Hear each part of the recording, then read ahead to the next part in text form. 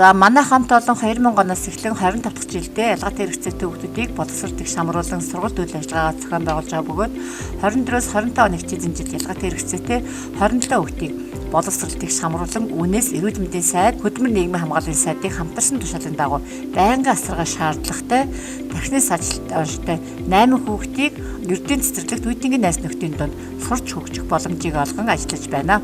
2024-өөс 2025 оны хичээлийн жилд мэргэжлийн багш нарын бүлгээрээ суралцахуйд суурилсан арга зүйг сонгон ялгаатай хэрэгцээтэй хүүхдийн онцлог хэрэгцээнд суурилан хөгжлийн дэмжлэгийг чанар үр дүнтэй үзүүлэхийн тулд ялгаатай хэрэгцээтэй хүүхдийн хөгжлийн онцлогийг судлан тэдний онцлог хэрэгцээнд тохирсон сургалт үйл ажиллагааг зохион байгуулах ба хүүхдийн хөгжлийн үнэлгээг хэрхэн хийх арга зүйг судлан хэрэгжүүлэх, үр дүнгээ бусдтай хуваалцах түгээн дэлгэрүүлэх гэсэн зорилгыг төвшүүлэн ажилласан. Энэхүү зорилгыг төвшүүлсэн асуудал нь сүүлийн жилүүдэд ялгаатай хэрэгцээтэй хүүхдүүдийн боловсролд хамрагдалт нэмэгдэж байгаатай холбоотойгоор боловсролын сургалтын байгууллага нь хүүхдийн онцлог ялгаатай хэрэгцээнээс үл шалтгаалan чанартай боловсрол эзэмшүүлэх нөхцөлийг бүрдүүлэх үүрэг хүлээсэн ба багш нар ялгаатай хэрэгцээтэй хүүхдтэй ажиллах арга зүйг эзэмшсэн байх зайлшгүй шаардлага гарч ирж байсан. Иймд манай хамт олон ялгаатай хэрэгцээтэй хүүхдтэй ажиллахад тулгамдж байгаа асуудлаа дараах байдлаар ирэмзэлсэн. Үүнд хүүхдийн хөгжлийн онцлог, хүүхдийн хөгжлийг үнэлэх арга зүй, хүүхдийн хөгжлийн акцийг хэрхэн нэмэгдүүлэх, тохирох хэрэглэгдэхүүн сургалт үйл ажиллагааны тохируулга. Ялгаатай хэрэгцээтэй хүүхдийн хөгжлийн насыг бодемикум хөгжлийн үнэлгээр тодорхойлон хөгжлийн акцийг нэмэгдүүлэн анхааран ажилласан бөгөөд бодемикум үнэлгээний гол давуу тал нь олон улсын ICF суурилсан цаасан болон дижитал хоёр хувилбартай бөгөөд багш өөрийнхөө хэрэгцээнд нийцүүлэн аль ч хувилбарыг ашиглах боломжтой. Хөгжлийн 5 аян хүрээнд хүүхдийн хөгжлийн насыг тодорхойлох үнэлгээний хэрэгсэл юм аа. Айд тусбарын ажилтны төрөлбөрийн асуулт тоглоомын санаанууд байгаа бөгөөд та өөрийн туршлага болон шууд ажилтнаар хүүхдийг гүйцэтгэж чадаж байгаа эсийг дүгнэх боломжтой.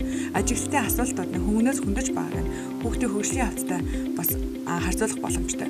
Хүүхдийн хөгжлийн түвшинг үнэлж тохирох дэмжлэгийг өгч ажилласнаас 1-3 сарын дараа хүүхдийг дахин ажиглаж ямар өөрчлөлт гарсныг тэмдэглэх, ажилтныг шивж оруулах, зургаар баримтжуулах боломжтойгоор онцлогтой юм аа. Мөн ялгаатай хэрэгцээтэй хүүхдтэй ажиллах хамгийн чухал алхам бол хүүхдийн хөгжлийн онцлог ялгаатай хэрэгцээг судлан зөвхөн хувь хүүхдийн хөгжлийн онцлог хэрэгцээнд тохирсон тохируулахад орчин тохирсон хэрэглэгдэхүүнийг оновчтой хийснээр хүүхдийн акцийг нэмэгдүүлэх боломжтой бөгөөд сар бүр багш нар хүүхдийн ялгаатай хэрэгцээнд тохирох сургалтын хэрэглэгдэхүүнийхээ акцийг нэмэгдүүлэхэд анхаарч ажиллаж байна.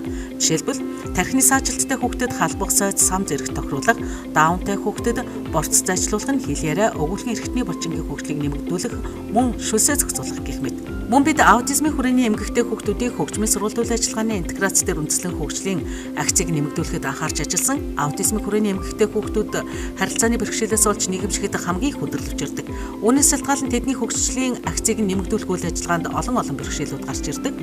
Хөгжмийн сургалт үйл ажиллагааг интеграц суурилан зохион байгуулсны гол зорилго нь хүүхдийн зам байдал, бодол санаа, мэдрэмжид эерэг өөрчлөлтийг бий болгоход оршдог бөгөөд үүний үр дүнд бие бэлтрийн болон танин мэдхийн ур чадвар, түүнчлэн нийгмийн харилцаа, өөрийгөө үнэлэх, мэдрэхүйн мэдрэмж, бусдтай харилцах зэрэгт өдөр тутмын ажиглалт тэмдэглэл хөтлөж байсан хүүхдтэй холбоотой тоон болон чанарын мэдээлэл цуглуулан акцийг үнэлэхэд хэлбэр болсон. Ийхүү бид ялгаатай хэрэгцээтэй хүүхдтэй ажиллах арга зүйг мэргэжлийн хөгжлийн бүлгээрээ судалснаар багшлах болон суралцахуйд олон амжилтууд гаргасан.